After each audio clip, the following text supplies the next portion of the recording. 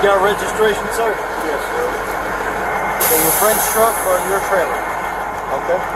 What's inside the trailer? It's a sir. Let's check all the lights. Thank you. I'm gonna check that fire signature there.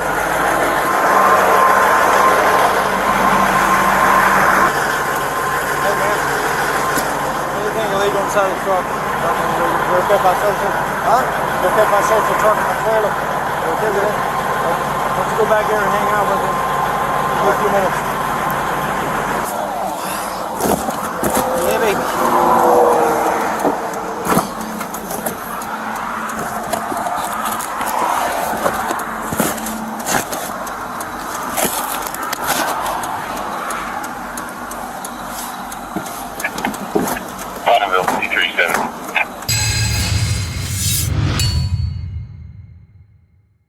And welcome back to the Civil Rights Lawyer channel. Several people sent me this video from the CopCam YouTube channel who uploaded this body cam footage. Check them out and give them the credit they deserve. But it's called Traffic Stop Turns into a $2 million Cocaine Bust. And this cocaine was found during a traffic stop of a tractor trailer. There were questions about regarding the legality under the Fourth Amendment of the search that took place here. Let's go through it together. All right, I did some Googling and I found that although there are several of these cases in recent years from across the country, I believe I located this one and I think it's from Indiana, Putnam County, Indiana. And here's a press release from the Indiana State Police. Thursday, May 26, 2022 at approximately 4 p.m., an Indiana state trooper stopped a tractor trailer eastbound on Interstate 70 for a routine compliance inspection. The driver of the tractor trailer was identified as Leonardo Hernandez, age 38, of Miami, Florida, with one passenger in the vehicle. During the conversation with the driver and passenger, criminal indicators were observed, and a consent search revealed approximately 44 pounds of suspected cocaine.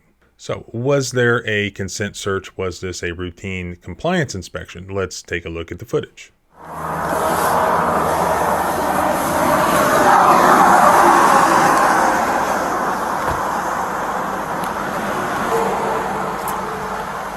I'm also looking for the criminal indicators here. For you truckers out there, I'm not familiar with this. Is the way that this, the back of this trailer is locked, is that unusual? Is this a criminal indicator?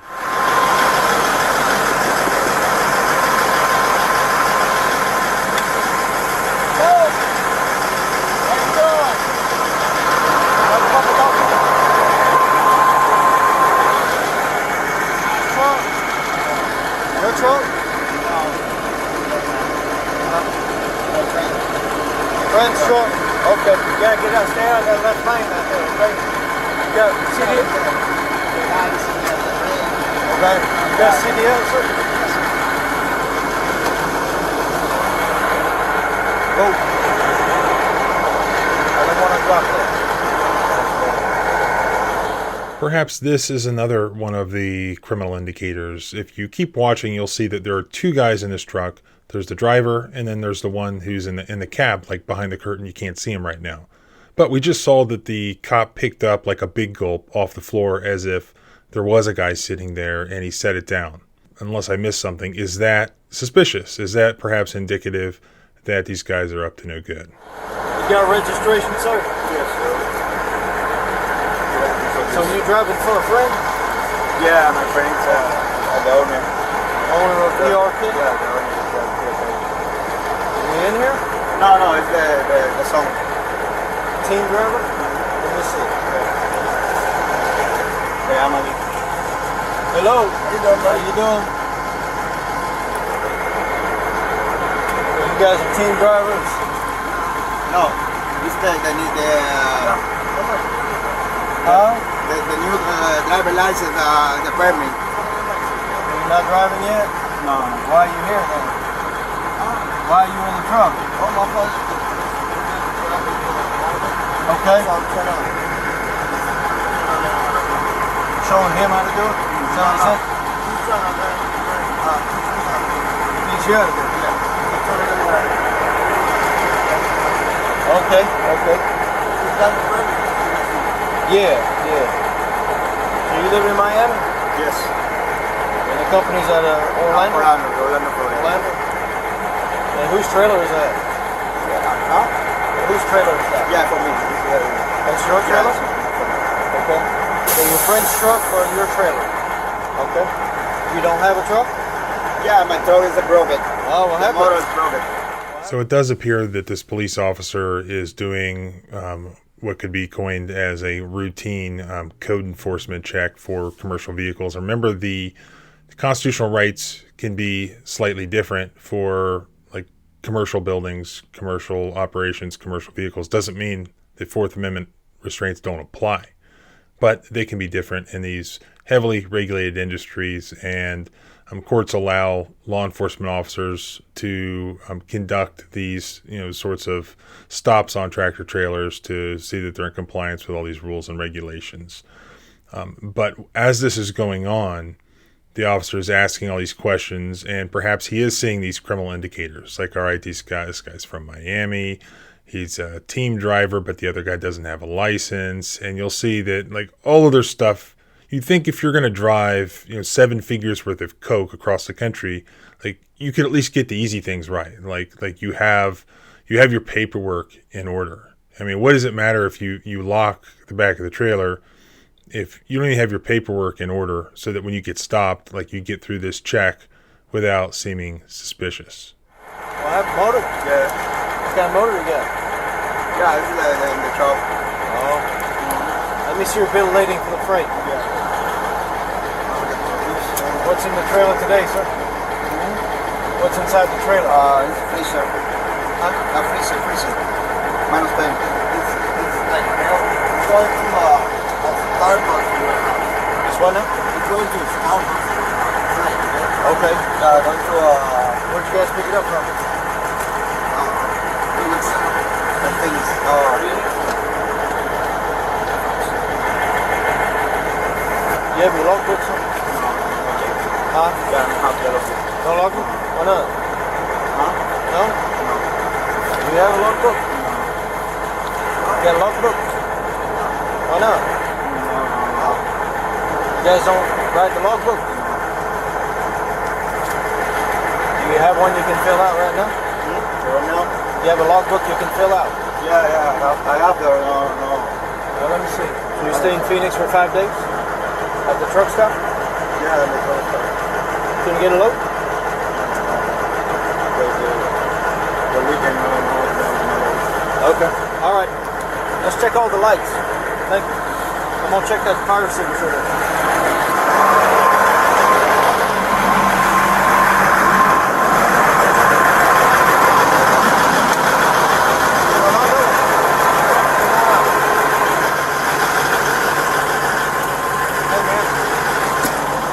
Inside the truck. You're okay if I search it? Huh? You're okay if I search the truck and the trailer? You're okay with it? Why don't you go back there and hang out with me for a few minutes? Yes, I'm wearing a new shirt because it's the next day, because in real life I'm a practicing full-time lawyer and I have stuff to do. Anyways, the stated justification for the search and seizure of all of this cocaine was an alleged consent. Consent, assuming it's voluntary, is an exception to Fourth Amendment justifications to search and seize. So the question here is, was there voluntary consent? Now, there are 2 individuals involved. One was the driver, and the second guy was this guy who was in the back. Neither one is claiming to be the owner of this truck. But the driver, it seems to me, is the one who seems to be in control of the truck. The other guy doesn't have the appropriate license to drive the truck himself. He seems to just be a passenger. But it appears to me that the cop tells the driver that he's going to just do a standard compliance search, fire extinguisher and things like that. But then he gets the passenger outside and he requests consent to perform a criminal search with this guy, but not with the other guy.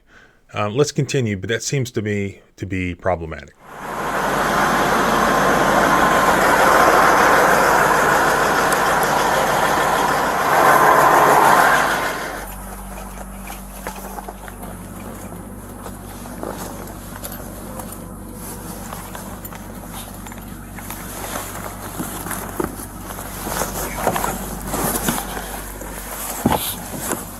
Here's the part you've probably been waiting for. This is where the cocaine is found, and you'll see that he's searching the passenger compartment of the tractor trailer, and he finds this chewy box. And I'm not sure, maybe some of you who are more familiar with cocaine could tell me, is this $1 million in cocaine just in that box? Because when we think of tractor trailer transporting, we're thinking really of a bulk amount of cocaine. But that's pretty funny if they have a tractor trailer and there's just a chewy box in the cab full of cocaine.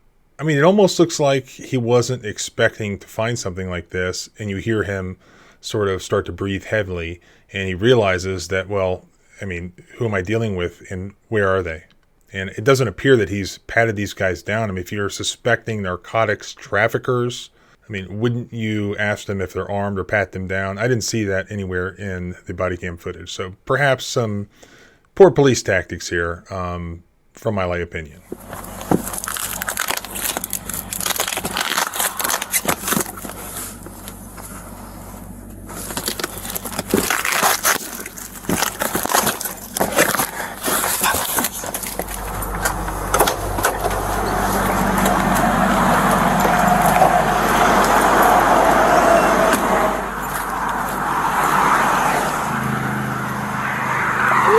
Huh? Yes, sir. Turn around. Right now. Hands behind your back. Don't move.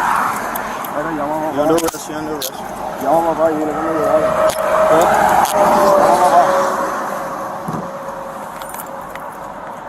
No se mueva.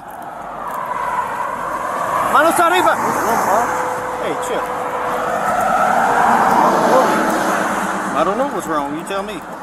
You tell me where you putting handcuffs on me. I'll let you know here in just a minute. I'll get you back. Can I make a call? Yep. Manos arriba. Manos arriba. You know tight these already? They're not tight. Look at this one. I will adjust them here in a minute. I'm not gonna do nothing. Okay.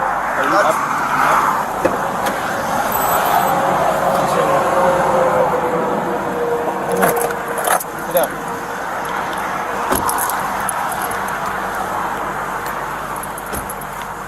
Manos en la espalda. Manos en la espalda.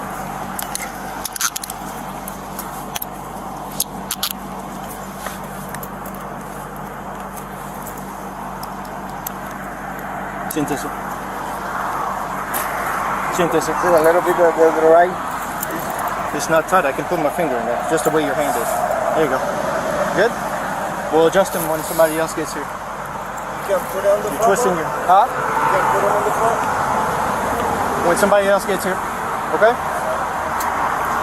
Can I make a call?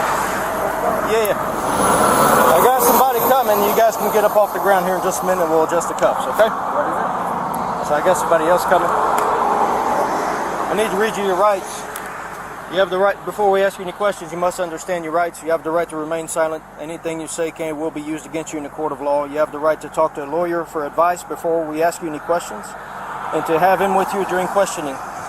If you can't afford a lawyer now, one will be appointed for you before any questioning if you wish. If you decide to answer questions now without a lawyer present, you still have the right to stop answering questions at any time. You also have the right to stop answering at any time until you talk to the lawyer. Do you understand your rights? And he's just yes or no. Yeah? Don't worry about it. I don't have a Spanish one, so we'll get you one later.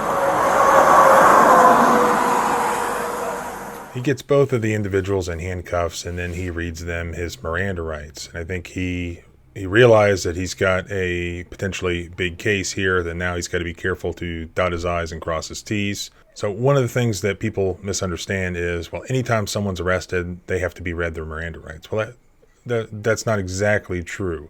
What cannot happen is custodial interrogation. I mean, it can happen. But if custodial interrogation results in statements by a defendant, then those can be suppressed.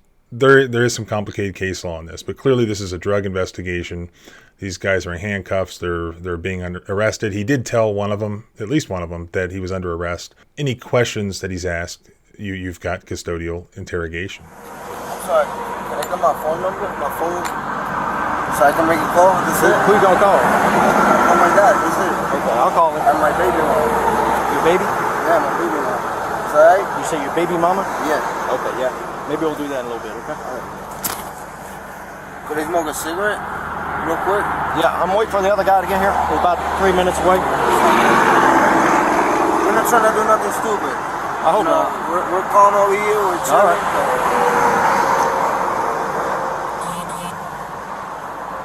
We want to make a phone call and that's it. Okay. You want to talk to me about anything that's going on today? Nah, I don't know why you pulled us over. Okay. Well, I do commercial vehicle inspections. That's why I stopped you guys. Okay. I'm gonna be up front. Looks like there's some drugs in the truck. Okay. So I don't know if you guys want to cooperate with us or not. If you don't want to make any statements, that's fine. I don't know what's in the truck. Okay. Are you able to translate if I ask him something? Yeah. Okay. Ask him if he wants to cooperate with this investigation. Can you ask him that?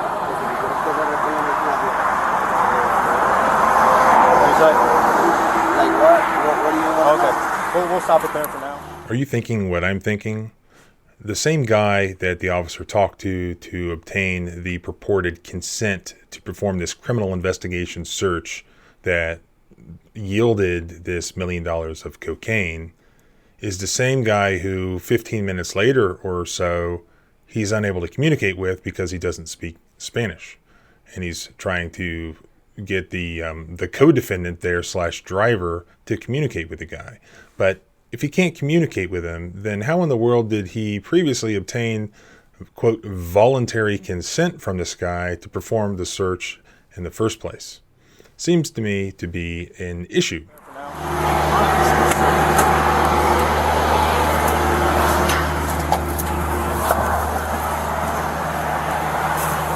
Feel like weed in here, don't it? Oh yeah. Basically, these two boxes, it's right there. Now it's covered up like this. So I'll take a couple pictures of that. Still use your camera? Yeah. It does smell like weed in here.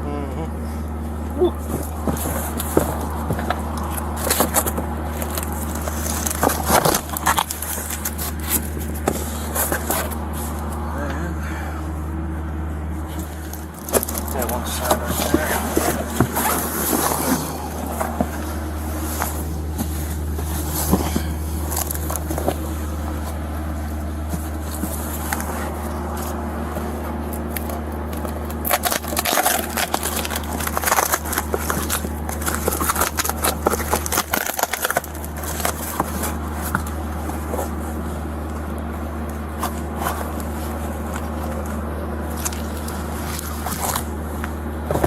We can bring those out. If you want to grab one, I'll grab the other.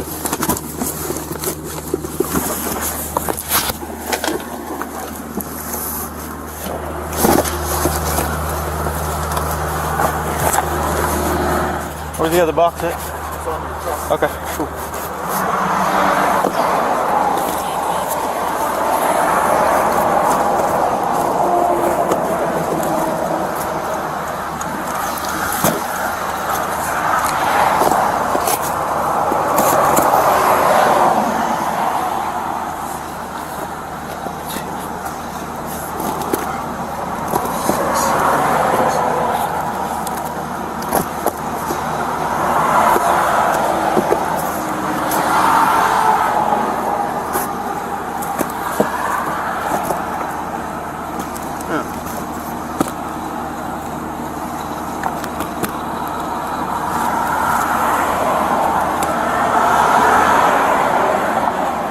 To a rope for. Is it tied through it?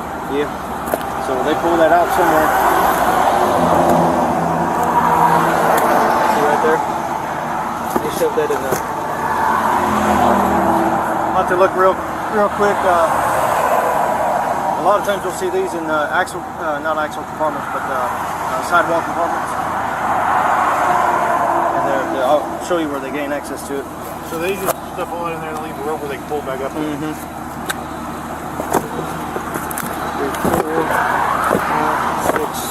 So 20 kilos. Alright.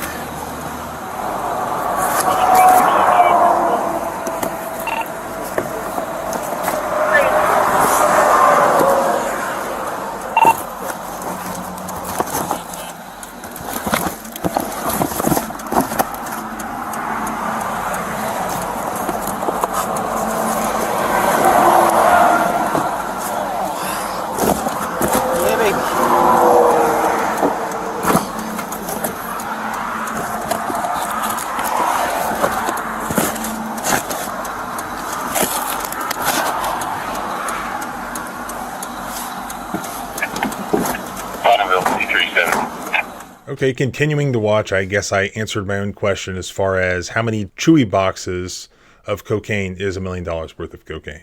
My thoughts on watching this video are that it all probably hinges on whether or not this alleged consent to search was voluntary. And there does seem to be something for the defense lawyer to work with as far as voluntariness goes, due to the language barrier, and also due to the consent appears to have come from somebody other than the driver who was in custody and control of the vehicle, who also just happened to have that language barrier.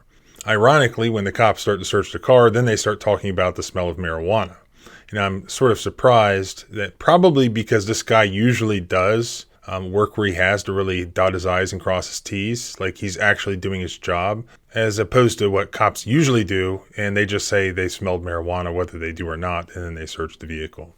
So in the criminal case, I would look to see, generally in a criminal case, the defense lawyer can file a motion to suppress, put the cop on the stand under oath, and then combined with the body cam footage, get some testimony, paint the cop into a corner about what he knew when he knew it and about the consent, and make the state prove their burden that the consent to search this vehicle was voluntary, and perhaps there's something to work with there. Anyways, if anyone has any updates on this case or knows what's happened or knows what happens with the criminal case, please send it my way. As always, thanks for watching. Please subscribe both here and at the blog at thecivilrightslawyer.com. Remember, my freedom does not end where your fear begins. Freedom is scary. Deal with it.